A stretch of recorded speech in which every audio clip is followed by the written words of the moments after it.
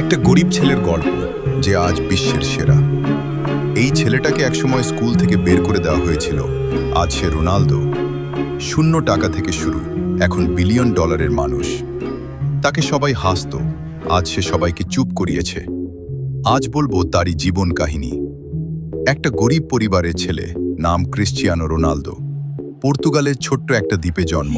তাদের ঘরে ঠিকমতো খাবারও থাকতো না। তার বাবা ছিলেন মালি আর মা কাজ করতেন অন্যের বাসায়। কিন্তু ছোট থেকেই একটা স্বপ্ন, আমি বিশ্বের সেরা ফুটবলার হব।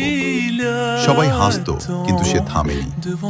12 বছর বয়সে সে বাড়ি ছেড়ে চলে যায় লিসবনে, একাই, পরিবার ছাড়া।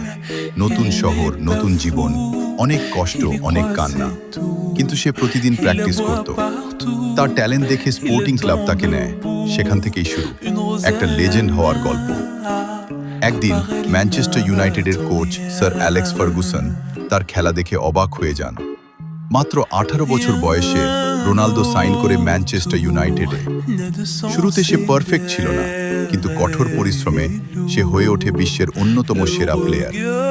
তারপর বালন দর, চ্যাম্পিয়ন্স লিগ, রেকর্ডের পর রেকর্ড। রোনালদো প্রমাণ করে ট্যালেন্ট না, হার্ড ওয়ার্কই সবকিছু। সে শুধু একজন প্লেয়ার না, সে একটা ইন্সপিরেশন। তোমার স্বপ্ন যত বড়ই হোক, মানুষ হাসবে, থামাতে চাইবে। কিন্তু যদি তুমি থেমে না যাও, একদিন তুমিও রোনালদোর মতো নিজের গল্প লিখতে পারবে।